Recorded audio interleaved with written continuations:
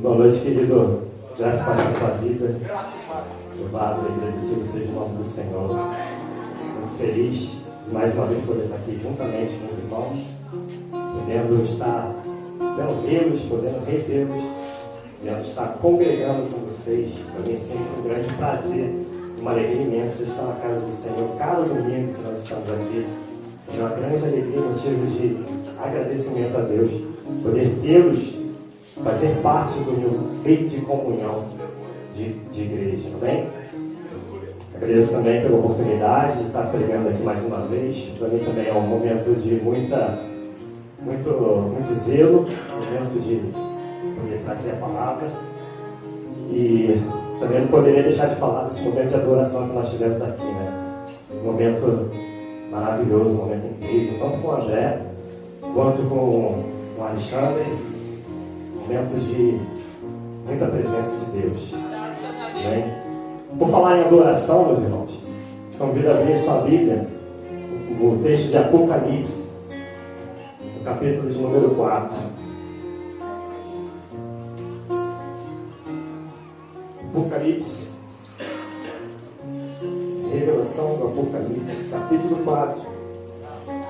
Vamos ler do verso 1 até o verso número 11.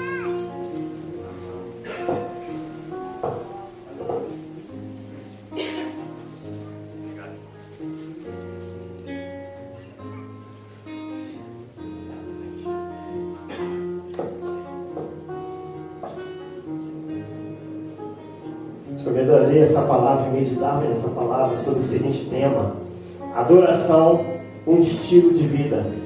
Adoração, um estilo de vida, amém? Diz a palavra de Deus. Depois dessas coisas olhei, e diante de mim estava uma porta aberta no céu. A voz que eu tinha ouvido no princípio falando comigo como trombeta disse: suba para cá, e lhe mostrarei o que deve acontecer depois dessas coisas. E imediatamente me vi tomado pelo Espírito, e diante de mim estava um trono no céu, e nele estava sentado alguém. Aquele que estava sentado era de aspecto semelhante a jaspe e sardônio. Um arco-íris parecendo uma esmeralda circundava o trono, ao redor do qual estavam todos 24 anciões, e assentado neles havia 24 anciãos. Eles estavam vestidos de branco, e na cabeça tinham coroas de ouro. Do trono saíam relâmpagos, vozes e trovões. Diante dele estavam acesas 7 lâmpadas de fogo, que são 7 Espíritos de Deus. E diante do trono havia algo parecido com um mar de vidro claro como cristal. No centro, ao redor do trono, havia 4 seres viventes cobertos de olhos, tanto na frente como atrás. O primeiro ser parecia um leão, o segundo parecia um boi, o terceiro tinha rosto como de homem, o quarto parecia uma águia em voo. Cada um deles tinha 6 asas e era cheio de olhos, tanto ao redor como por baixo das asas. Dia e noite repetem sem cessar: Santo, Santo, Santo é o Senhor, o Deus Todo-Poderoso, que era, que é e que há de vir. Toda vez que os seres viventes dão glórias e honras e graças àquele que está sentado no trono e que vive para todo sempre, os 24 anciãos se prostram diante daquele que está sentado no trono e adoram aquele que vive para todo sempre. Eles lançam as suas coroas diante do trono e dizem: Tu, Senhor e Deus nosso, és digno de receber a glória, a honra e o poder, porque criaste todas as coisas e por tua vontade elas existem e foram criadas. Curva a cabeça, vamos orar nesse momento. Senhor, nosso Deus e Pai, mais uma vez estamos aqui na tua presença. Tu que está no alto e sobre um trono de glória. Nesse momento te peço que o Senhor se atente a mim, que o Senhor possa me abençoar, Deus. Que o Senhor possa estender suas mãos sobre minha vida. Que nesse momento saiam palavras aqui não de um homem, mas que seja a tua palavra sendo proferida. Que a tua palavra venha gerar fruto na vida dos meus irmãos. Não saiamos daqui da mesma forma como entramos. Que entendamos, Senhor, que a adoração é muito mais que um momento, é muito mais do que um estado de vida que nós passamos e passa somente, mas a adoração é um estilo de vida, é uma forma de se viver. possamos compreender nesta noite o que é adoração e para que ela existe. Ela existe para que nós possamos dar toda a honra, toda a glória e todo o louvor pelos séculos dos séculos. Choro assim no nome de Jesus. Amém. Meu irmão, o que é adoração para você? Muitos podem achar que a adoração é um estado mental somente, condicional, que uma pessoa ela obtém quando ela se encontra num momento litúrgico como esse aqui que nós estamos agora, que nós passamos agora, momento em que os músicos eles se reúnem, entoam canções, entoam louvores a Deus.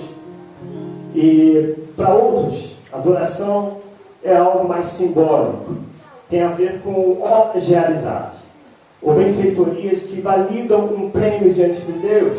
Por exemplo, quando alguém faz uma caridade ou contribui com missões, quando alguém realiza algo com esse intuito de se auto-justificar como uma pessoa engajada, e não que as obras elas sejam erradas, caridades, nada disso é errado. Porém, achar que elas validam a nossa adoração, que a adoração que é algo primordial para a nossa salvação em Deus, torna-se algo meramente infundado, algo sem valor, um simbolismo mecânico e sem vida. Porque a adoração, meus irmãos, ele é um estilo de vida. A adoração é a coisa mais importante na vida de alguém que professa a fé em Jesus. Porque, na verdade, esse é o fim principal do homem, pelo qual nós fomos criados, meus irmãos. Nós fomos criados para adorar a Deus e regozijá-lo eternamente. É isso que está escrito nas Confissões de Fé de Westminster, que é um dos documentos de fé mais importantes da história da igreja, da teologia ortodoxa da igreja cristã de todos os tempos. Nós fomos feitos para adorar a Deus e regozijá-lo nele eternamente. Todos nós fomos criados, meus irmãos, para adorar. Nós fomos feitos para isso. Não para vivermos um estado mental meramente passageiro e nem para vivermos de simbolismos religiosos. A adoração, meus irmãos, é um estilo de vida que todos os discípulos de Jesus devem obter. Mas a questão que queremos responder nessa noite é a seguinte: como é que nós podemos viver nesse estilo de vida que é o estilo de adoração? O que faz de nós adoradores por excelência, que adoram a Jesus Cristo em espírito e em verdade? Veremos, meus irmãos, que a adoração tem a ver com experiências de visões sobrenaturais e contemplação racional de quem Deus é. O texto que a gente leu nos remete a uma imagem de adoração celestial. O apóstolo João, como todos sabem, exilado na ilha de Patmos, recebe as visões da parte de Deus sobre a revelação do Apocalipse. O capítulo 4, o capítulo que nós lemos, nós vemos uma amostra maravilhosa da adoração que será realizada quando nós estivermos juntos na glória. João relata uma visão majestosa e estava prestes a dar início. Quando ele diz, no começo do capítulo 4, depois dessas coisas. Meu irmão, quando João diz isso em Apocalipse, é melhor se segurar, porque aí vem revelação da parte de Deus. Vem revelação da parte de Deus para as nossas vidas nessa noite. Te convido a ficar ligado aí onde você está. Acompanhe comigo o texto, meus irmãos. Vamos mergulhar nesse texto. Como fazer a adoração um estilo de vida? Quero dizer, em primeiro lugar, que a adoração é uma realidade de experiências espirituais. Apocalipse 4, capítulo 1, tendo dito, depois dessas coisas, João continua dizendo: olhei e diante de mim estava uma porta aberta no céu. A voz que tinha ouvido no princípio falando comigo como trombeta disse: suba para cá e lhe mostrarei o que deve acontecer depois dessas coisas. João vai dizer, em primeiro lugar, que estava uma porta aberta no céu. Por que João relata céus abertos nessa visão que ele tem de adoração celestial? Em primeiro lugar, meus irmãos, eu quero dizer que a Bíblia, ela é um livro escrito por homens. A Bíblia é um livro inspirado pelo Espírito Santo. Porém, a forma como Deus decidiu se revelar a nós foi por meio da escrita. Sabendo que a escrita não é algo que se aparta da nossa habilidade humana de agrupar, de certa forma, um conjunto de palavras, Deus deu liberdade para cada autor se expressar de forma natural no que se refere à revelação divina. A maior parte da Bíblia revelada para nós, meus irmãos, ela é revelada de forma natural, por meio de homens que viveram, pregaram o Evangelho, tiveram famílias e eternizaram por meio de cartas suas doutrinas. Alguns, como Lucas, o evangelista Lucas, fez um verdadeiro trabalho jornalístico ao escrever o Evangelho de Lucas. Ele colheu todas as informações sobre Jesus anos após o relato da sua vida e da sua obra. A Bíblia, nós sabemos que é a palavra da revelação divina. Mas também não podemos deixar de dizer que em muitos casos é um livro natural, com muitos aspectos simples da natureza humana. Porém, quando a Bíblia fala de céus abertos, meus irmãos, a Bíblia está falando de algo sobrenatural, algo espiritual. No livro de Ezequiel, no capítulo 1, no verso 1, Ezequiel diz: os céus foram abertos e vi visões de Deus. Visões de Deus, meus irmãos, não pode ser algo natural. Não pode ser algo tratado meramente como algo racional. Algo dentro da nossa esfera lógica, do nosso cotidiano, não pode. Porque o que João estava vendo ali naquele lugar era algo sobrenatural. De fato, João, ele viu um raio no meio do céu. Uma fenda que se abre e João contempla uma visão celestial. Absolutamente sublime, uma realidade espiritual. João vê a realidade e a vê em vida. Os anjos, os querubins, os serafins, os santos de Deus reunidos de todas as raças, tribos, línguas e nações, em adoração. A realidade celestial é uma realidade de adoração. Então, depois dessa visão maravilhosa que João contempla, uma voz como de trombeta faz um convite dizendo: suba para cá. Além da visão que João teve, ele estava contemplando agora aquela visão, ela se transforma em um convite irrecusado. A voz está dizendo para João que agora deveria se conectar àquela realidade espiritual, deixar que a realidade física pelo qual João estava vivendo ali se conectasse com a realidade espiritual, que essa adoração o inundasse por completo. Ele estaria adaptando essa realidade de adoração espiritual à realidade física natural. E é isso, aliás, que Jesus quer dizer quando ele fala que está à procura de adoradores que o adoram em espírito e em verdade. É aquilo que é sobrenatural e racional se fundindo. Isso transforma numa antecipação da glória do porvir. Nós temos visões de Deus, porque a adoração não é um lugar onde nós apenas nos identificamos. Esse lugar de adoração é um lugar onde nós contemplamos a presença de Deus. Portanto, o convite é feito a João: venha, João, e entre nessa realidade espiritual da presença de Deus. Me adore. Queridos, eu amo a nossa igreja. Eu amo a maneira como a nossa igreja está se tornando uma igreja cada vez mais interessada em conhecer a Deus de forma racional. Aliás, só para lembrar os irmãos, a gente está tendo aqui o seminário de teologia, toda segunda e terceira quinta-feira do mês. Nós estamos tendo aqui um seminário sistemático de teologia. E também eu quero fazer um convite para os irmãos que começaram bem e agora esmoreceram. Volte a frequentar o nosso curso. O curso está muito bom, porque isso é desenvolvimento da nossa fé. Teologia é desenvolvimento da nossa fé. E também serve para o nosso desenvolvimento, da nossa maturidade enquanto igreja. E eu vou te dizer que as aulas elas estão pegando fogo aqui.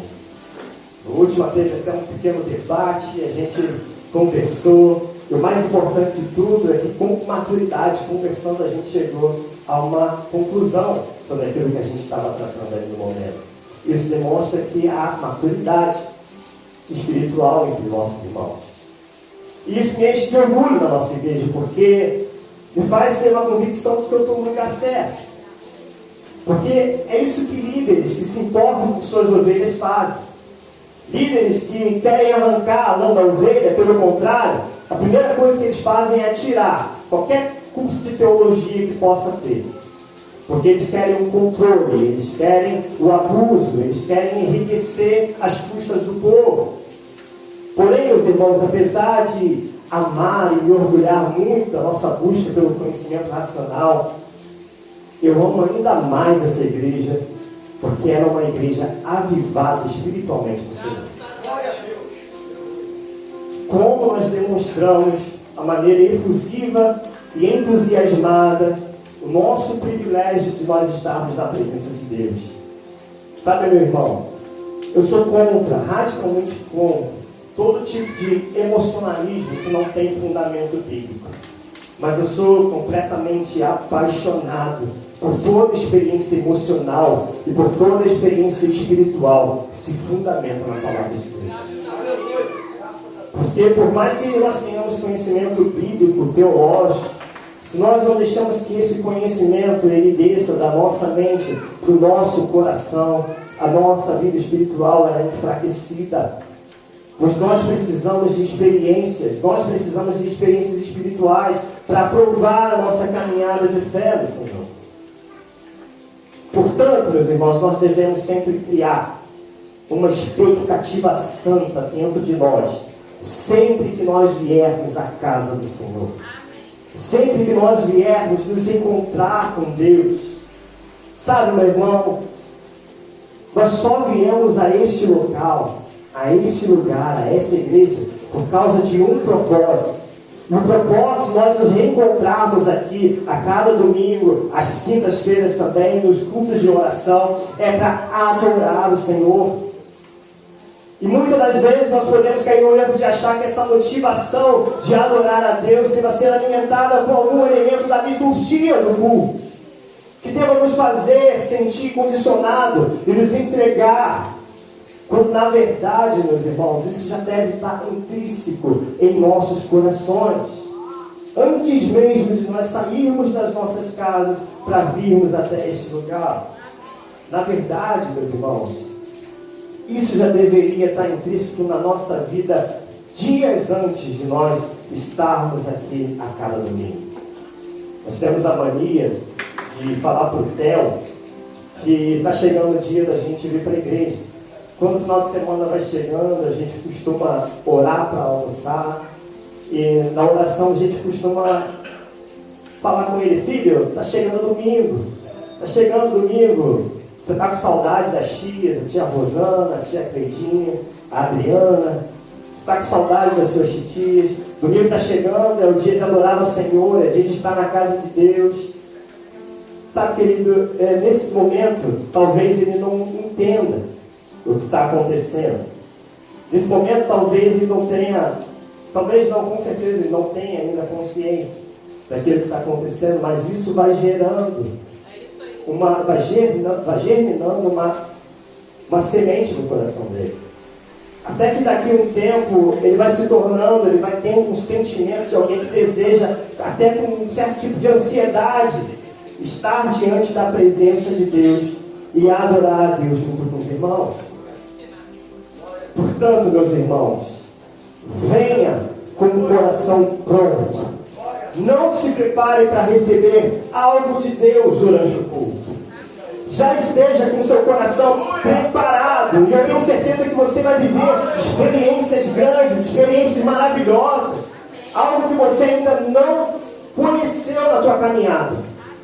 Eu tenho total consciência de quando você fizer isso, preparar o teu coração com antecedência, deixar arder a chama do teu coração, se preparar para vir ao culto, já estar aqui preparado para receber a adoração, para receber a palavra. Eu tenho certeza que coisas maravilhosas vão acontecer na tua vida. Experiências maravilhosas, estonteantes com o Senhor. Portanto, meu irmão, não perca a oportunidade. Não perca a oportunidade.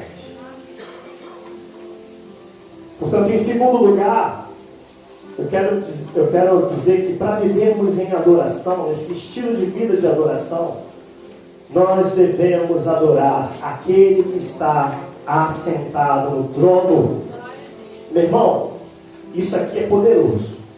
Presta bem atenção nisso aqui que a gente vai ver. Apocalipse 4:2. João vai dizer: imediatamente me vi tomado pelo Espírito, e diante de mim estava um trono no céu, e nele estava sentado alguém. João aqui é tomado por essa experiência espiritual, levado a essa visão onde ele vê esse trono. A palavra trono, meus irmãos, ela aparece 67 vezes no Novo Testamento, 47 vezes só em Apocalipse e 12 vezes nesse único capítulo que nós vemos. João tem uma experiência extravagante com o trono da glória de Deus. João usa essa expressão do trono, porque o João percebe ao avistar essa imagem, é que o universo e toda a criação está diante do domínio do Rei Jesus. Ele é o centro da criação e tudo gira ao redor dele. Tudo gira ao redor de Cristo. O texto vai continuar trazendo algumas imagens sobre aquele que está sentado no trono. Eu vou me prender apenas em alguns aspectos dessa imagem que falam sobre adoração ao Senhor, amém? Capítulo 4, versículo 3. E aquele que estava sentado era de aspecto semelhante a jaspe e sardônio. Um arco-íris parecendo uma esmeralda circundava o trono. O texto fala que aquele que estava sentado no trono era de aspecto semelhante a jaspe e sardônio. Jaspe e sardônio são duas pedras preciosas. Eles têm um aspecto meio avermelhado e eles representam a glória de Deus, a glória da majestade de Deus. Na verdade, ela representava os reis. Os reis, eles costumavam usar essas pedras nas suas vestes reais. E isso quer dizer, meus irmãos, para nós hoje, significa que aquele que está sentado no trono é o rei e está envolto em majestade, governando os reinos do mundo e todo o mundo espiritual. Logo em seguida, meus irmãos, o texto vai falar sobre um arco-íris parecendo uma esmeralda que circuncidava o trono. Esse arco-íris é um pouco diferente do que a gente está acostumado a ver. Ele não é um arco-íris que começa de uma ponta e vai até a lua. É um arco-íris circular que estava em volta, sobre o trono, circundando o trono. Esse arco-íris, ele sinaliza, meus irmãos, para todos aqueles que se achegam ao trono, que ali é um lugar de graça e misericórdia.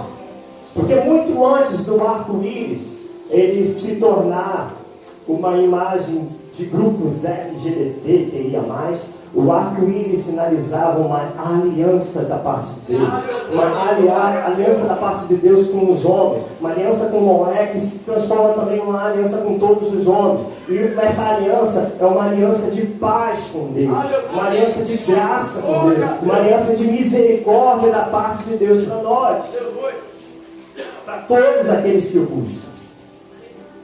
No versículo 4, ao redor do qual, João continua, ele vai dizer, ao redor do qual estavam outros 24 tronos, e assentado nele haviam 24 anciãos. Os 24 anciãos aqui representam os 12 patriarcas da velha aliança, mais os 12 apóstolos do Novo Testamento. São todas as tribos de Israel e todos os apóstolos. E eles representam a totalidade do povo de Deus que se curva diante a Cristo em adoração. Gente do presente, gente do passado, gente de todos os anos e futuro, que estão diante da presença de Deus, adorando ao Senhor, louvando ao Senhor.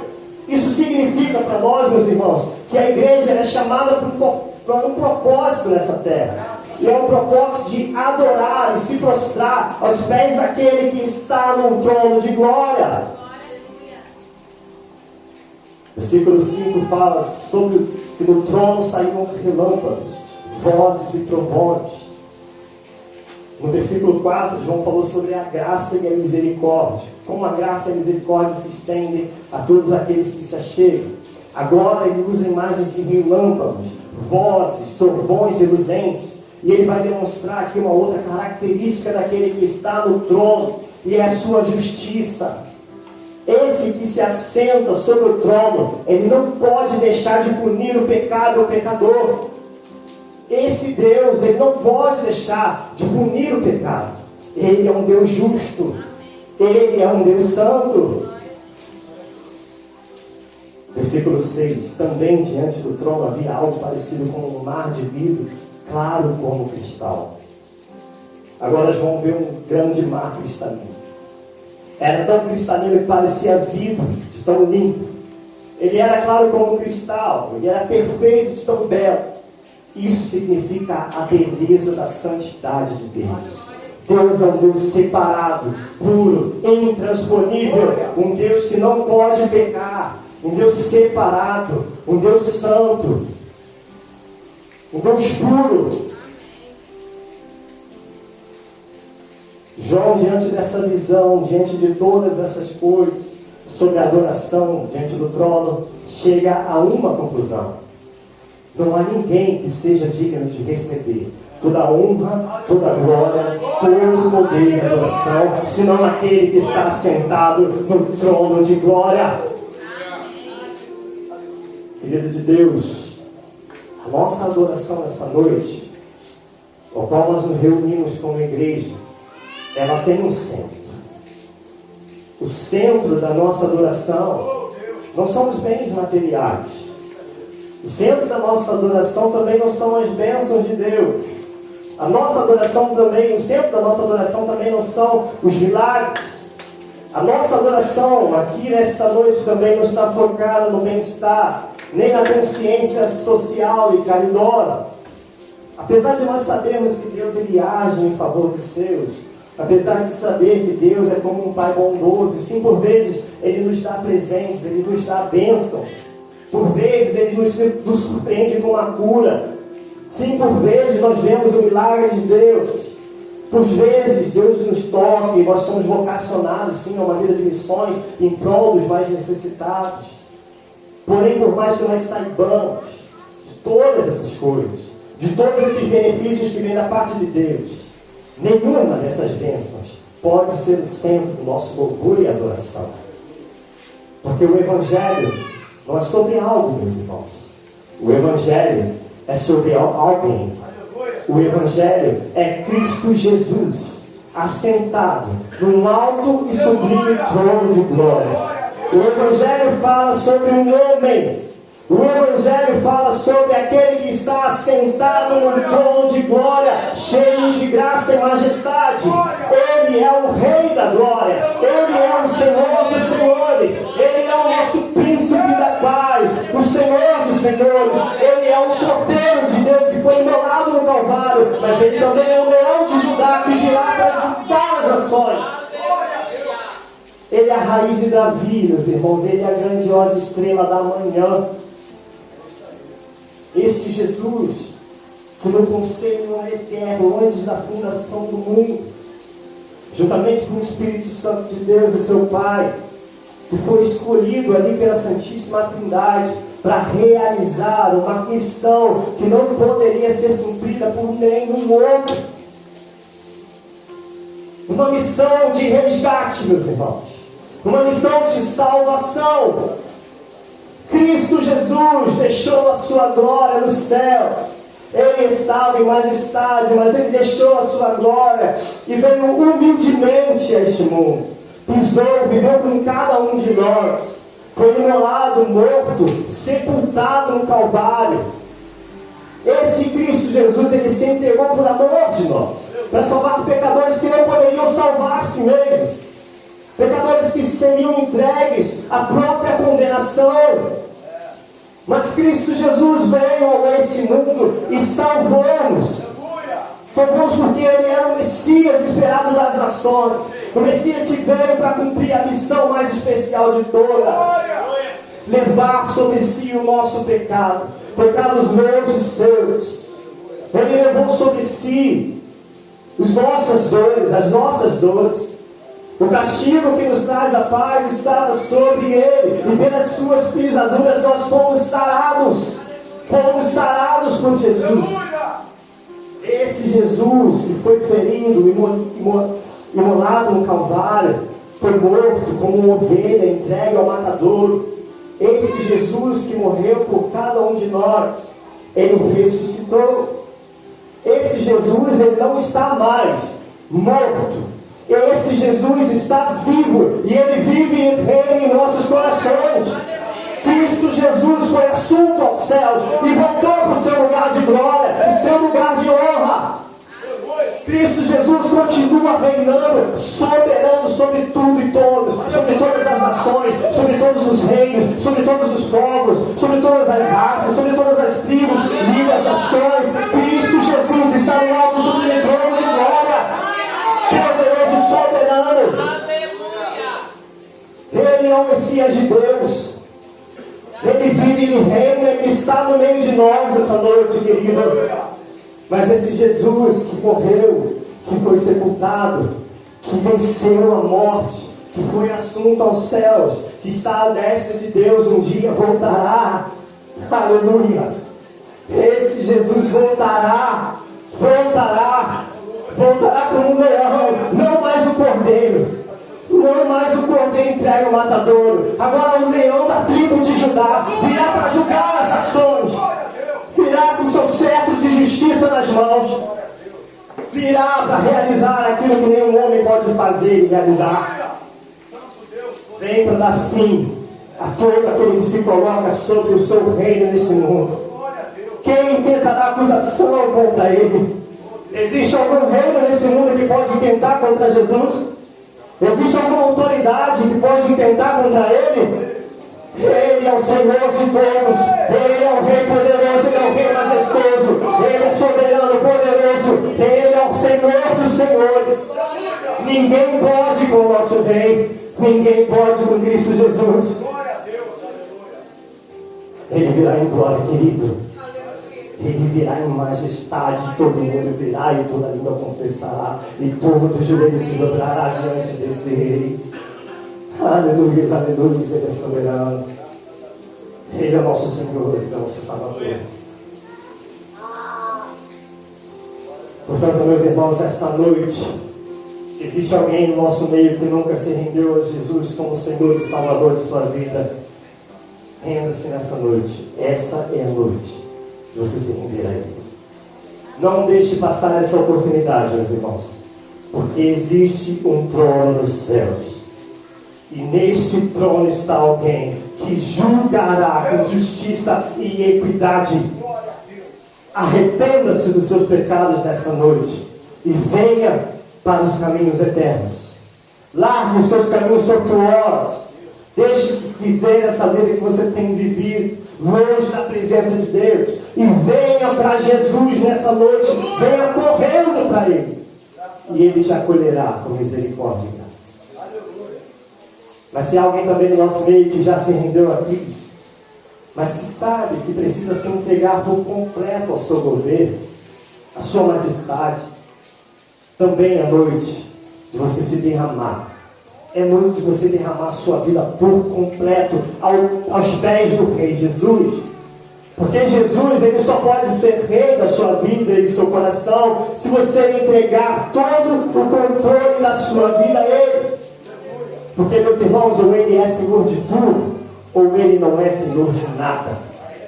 Ou Ele governa toda a sua vida, ou Ele não governa nada, coisa nenhuma.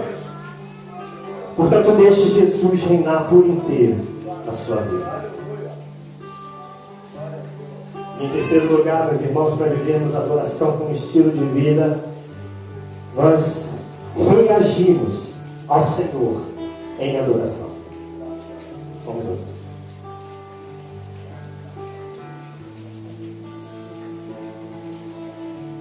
Apocalipse 10. Os 24 anciãos se prostram diante daquele que está assentado no trono e adoram aquele que vive para todo sempre. Eles lançam as suas coroas diante do trono.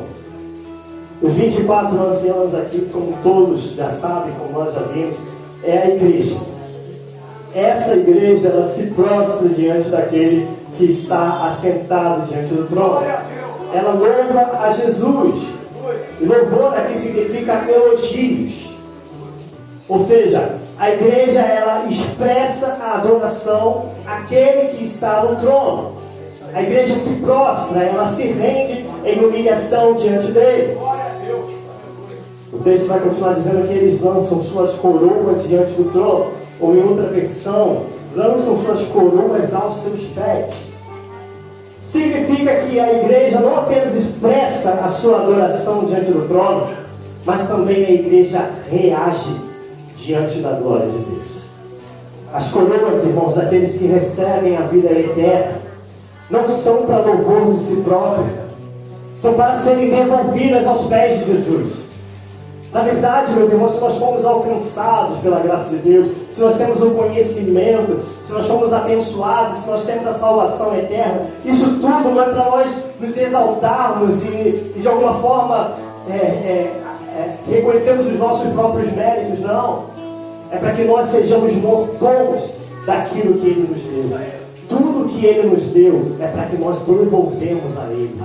Nada é nosso, tudo é dele, toda a glória é dele, nada a nós, como diz o salmista no Salmo 115, não a nós, Senhor, mas a Ti, toda a honra, toda a glória e todo o louvor. Verso 11, e dizem, Tu, Senhor, é Deus nosso, és digno de receber a glória, a honra e o poder, porque criaste todas as coisas e por Tua justiça elas existem e foram criadas. Mais uma vez, esses 24 anciãos, eles são representados pela igreja. Não se contém por tamanha misericórdia e graça soberana na sua vida, na vida do seu povo, e eles não podem se conter, meus irmãos. A igreja reage com adoração. Agora eles cantam uma canção. Eles dizem, Tu, Senhor Deus, és digno de receber a glória, a honra, o poder, porque criaste todas as coisas e por Tua justiça elas existem e foram criadas.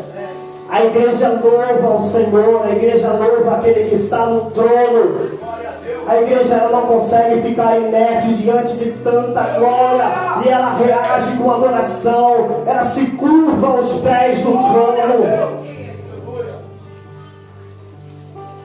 Querido de Deus, eu não sei você, mas eu sempre fiz uma imagem na minha cabeça do céu como uma coisa enfadonha. Sabe aqueles folhetinhos que a gente dá de evangelismo, né? Que tem um céuzinho, as pessoas assim, com a tábua branquinha, com as mãos levantadas, assim, ali na bandeirinha, e ali no meio tem um brilho, assim.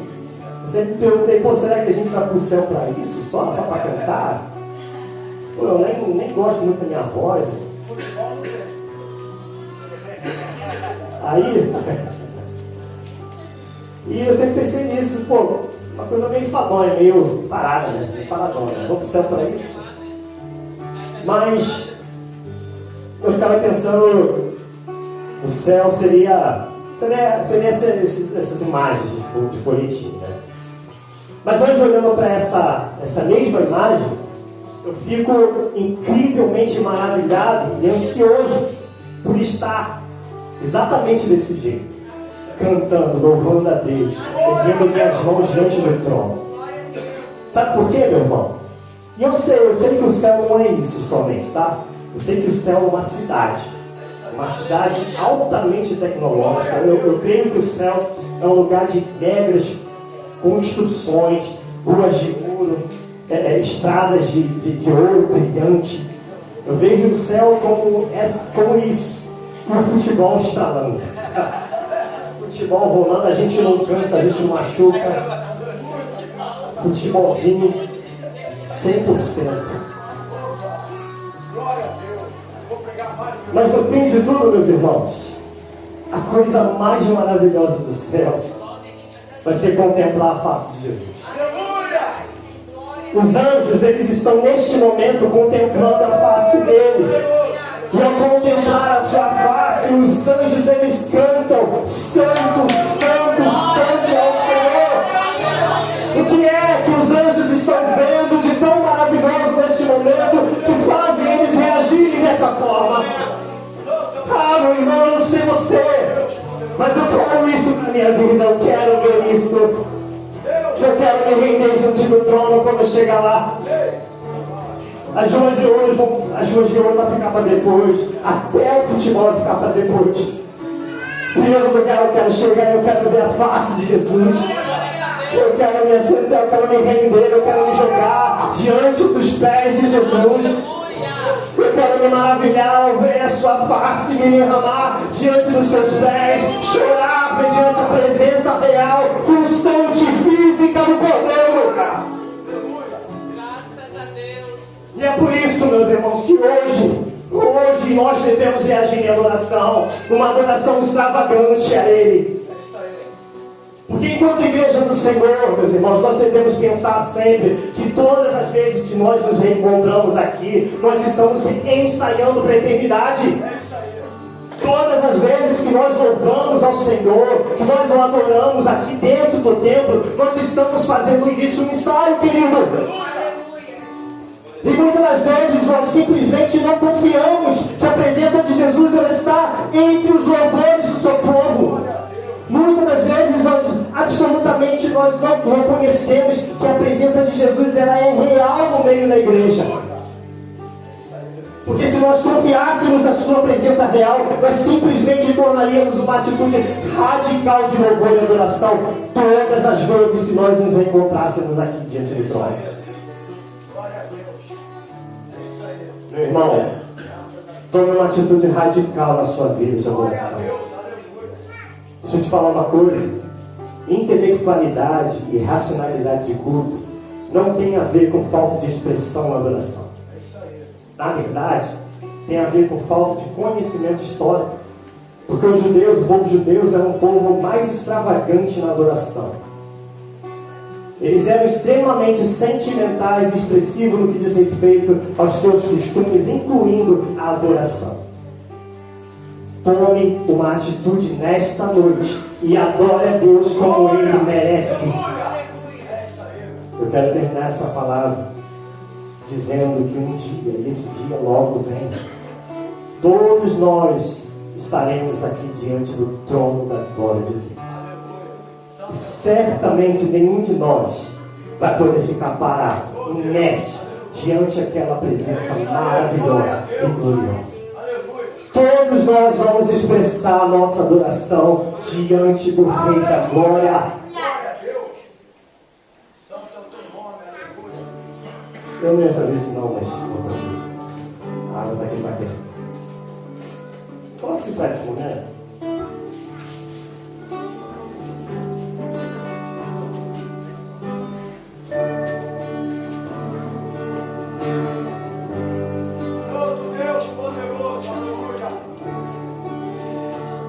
A palavra de Deus diz que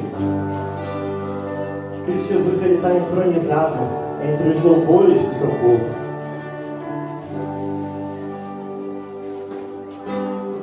Metaforicamente nós podemos dizer que Cristo Jesus ele está no meio da nossa igreja, em algum lugar, aqui presente, corporeamente, fisicamente. Neste momento, esse aqui não é mais uma cadeira, essa aqui é o trono da glória de Deus. E Cristo Jesus, o pão da vida, a água da vida, o nosso Salvador, o nosso Senhor, aquele que está envolto aos anjos, aos 24 anciãos, e todos eles estão cantando e louvando o seu nome. Cristo Jesus está presente aqui nesse momento. Meu irmão, pelo amor de Deus, reaja à presença de Jesus neste momento. Eu estarei aqui para reagir também.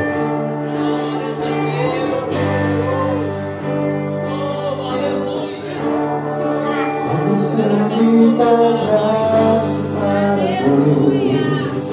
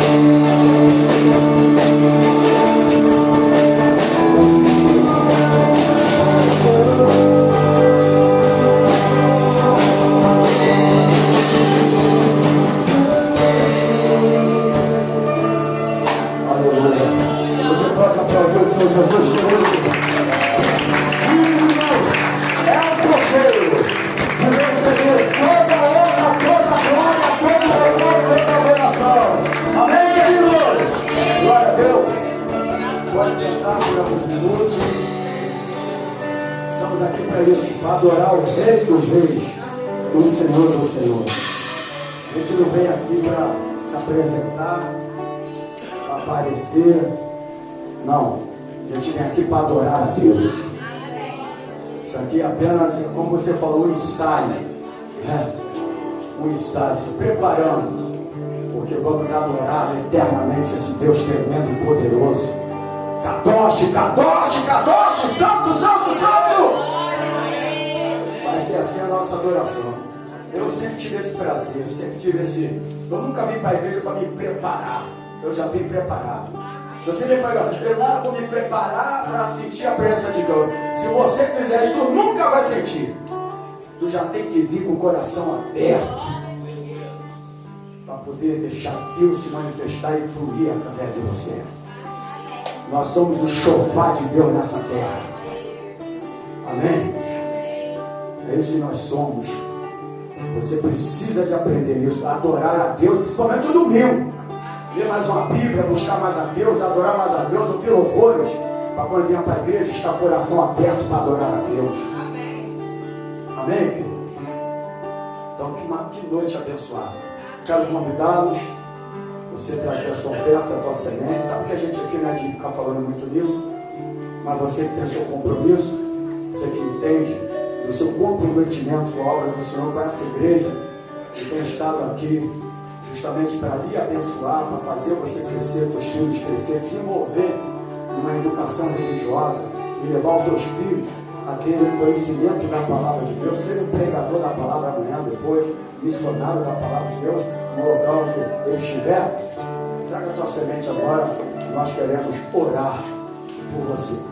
Quero lembrar que domingo à noite, domingo de manhã, teremos o café da comunhão. Amém, queridos? Não 10 horas, 9 da manhã. E à noite, a Santa Ceia. Eu sou uma pastor. Hoje é o primeiro domingo, tem que ter ceia. Se não tiver no primeiro domingo, a gente está pecando. Vamos para o inferno. Não existe isso. Isso aí a Igreja Católica faz também no domingo, né? Então o cristianismo pegou nisso. Tem que ser o primeiro domingo. Não. Precisamos lembrar de Jesus em um dia. Né? Fazer isso até que ele venha em memória de mim. Eu posso fazer no segundo, no terceiro, no quarto, no quinto, não importa o dia. Isso aí é coisa de religiosidade, de liturgia que colocaram no meio da igreja. Né? Eu não fiz a ceia hoje, ninguém vai para o inferno por causa disso. Amém, Deus? E domingo a gente vai fazer ceia, porque ceia é para lembrar do sacrifício de Jesus. Pode ser no segundo, no terceiro, no quarto. A Igreja Católica faz no primeiro também, tá bom, querido? Então, domingo à noite, ceia do Senhor, e de manhã, o nosso café da comunhão. Ô Pedro, coloca aquela lista abençoada para aquele café abençoado. Tá bom? Que noite agradável. Né? Eu vou falar uma coisa aqui, você que tu vai amar. Vamos ficar aqui até amanhã? Amém. Já tem gente olhando pro relógio, como é que falou, amém? Daqui eu tô vendo. Eu tirei até o relógio daqui e botei lá, para ninguém ficar olhando para trás. E a ordem do domingo que vem, os crentes ficam sem relógio. Isso é uma ordem. Anda, vai dar um tempo para tu ver. É fantástico. Pode ficar tranquilo, anda, vai dar tempo, irmão. Anda, vai dar tempo para tu ver. Silvio Santos, vem aí. Depois de uma adoração dessa, irmãos, que noite abençoada. Que noite abençoada. Eu estou aqui contente. Quero agradecer o Alexandre, o Daniel. Deus está mandando, né? Adoração linda dos irmãos, coração aberto. Adorar isso. É um estilo de vida. Adoração é um estilo de vida. Amém, querido? Eu quero agradecer também a presença dos meus sobrinhos, que Deus abençoe. Aqui é assim, ó, quando meu filho está lá com meu irmão, eu sou Gênesis, aí ele fala, vovô. Aí os meus filhos, eles ficavam lá, vovô. Os meus netos, na verdade. Aí vai pro colo dele. Eu pego ela lá e falo, o vovô. Aí ele pensa que é o vô, ela pensa que é o vovô dela mesmo. Aí fica comigo, né? Você mesmo. Vamos ficar de pé agora. Deus abençoe você que está do outro lado. Tem gente ali do outro lado assistindo esse culto. Que a presença do Espírito Santo possa permanecer na tua casa. Amém, querido? Não é entrar, sair, não, é permanecer. Por isso o templo do Espírito Santo é o teu corpo. Não sabeis vós que o teu corpo é o templo do Espírito Santo, ele habita em vós. Amém, querido? O nosso corpo é o templo do Espírito Santo. Então a adoração vai ter continuidade ao sair daqui. O culto não acaba aqui, o culto permanece para sempre. Te adoramos por essa noite. Te adoramos porque nós viemos aqui para engrandecer o teu nome. Não viemos aqui para fazer uma liturgia. Não viemos aqui como religiosos. Não viemos aqui para cumprir mais um domingo na tua casa. Nós viemos aqui para te exaltar e te glorificar. Porque o relatório que nós temos que dar não é para o homem. O relatório que nós temos que dar para Jesus quando nós saímos aqui dessa terra. Muito obrigado por essa noite. Obrigado pelas ofertas. Obrigado pelos dízimos. Obrigado por cada irmão contribuindo para que essa igreja continue de porta aberta, a fim de pregar a tua palavra aqui nesse bairro mexer. Muito obrigado por esta noite. Obrigado pelas curas. Obrigado pelos milagres. Obrigado pelas portas abertas. Leva para os nossos lares. Cumpre a tua palavra que diz: o anjo do Senhor acampa ao redor dos teus livra dos homens malignos, livra do malfeitor, das balas perdidas, do acidente, do roubo e do assalto. E agora? Que grande amor!